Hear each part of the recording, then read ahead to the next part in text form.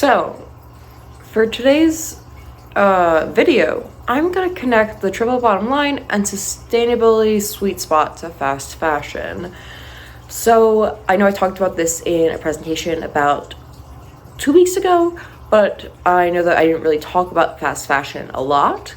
So fast fashion is basically the fast nature in which low quality items are not only produced and sold, but are also discarded. And here's just some statistics for us to get a big picture. The clothing industry contributes to about 8% of global climate impact, and 97% of clothing is made of virgin material, and only 73% of used clothing goes into landfills. I did not mean to say only. That is a lot, I promise. And recycling clothing is really hard because many cheap clothing are made from or contain at least synthetic fibers, which can take thousands of years to break down. Hello? So Anyway, so as I was saying, recycling clothing is really hard. Yeah, that's what I was saying. Then get on with it. Okay, so it's really hard because you have to separate all the elastic and buttons and zippers from the clothing, and then you also have to separate by the type of fabric. Well, why can't we just hire workers to do that? Like, what? Well, that's a really good question. My theory on this is that these companies are already using children to make these clothing, and they're not paying the actual people that are doing this a lot of money. So what makes us think that these companies are going to spend money to have people take apart these clothing and pay them a livable wage? It's just not realistic.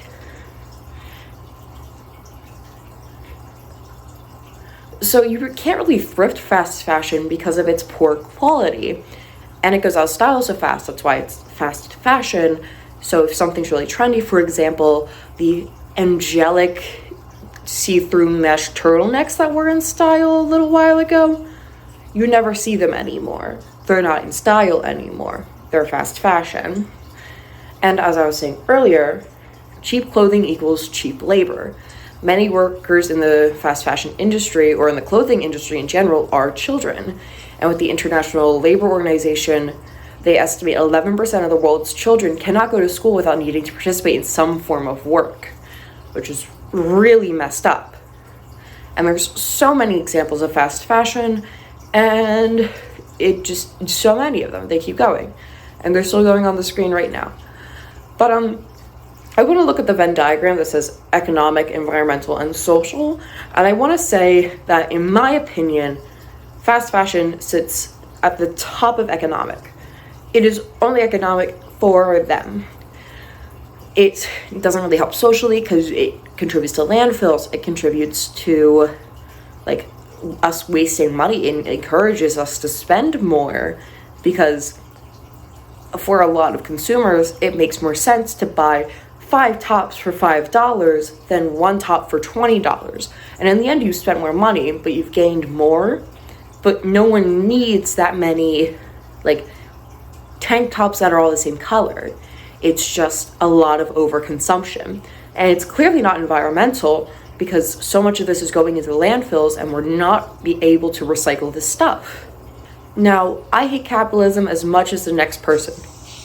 But Katie, capitalism gives us room for innovation, and it gives us freedom. What are you, a commie?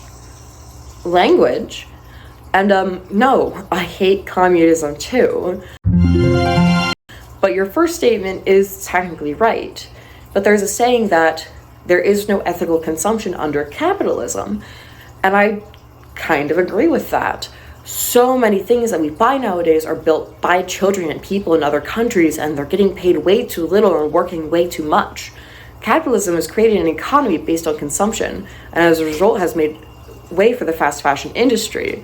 Capitalism may encourage innovation, but as I say with all these videos, at what cost?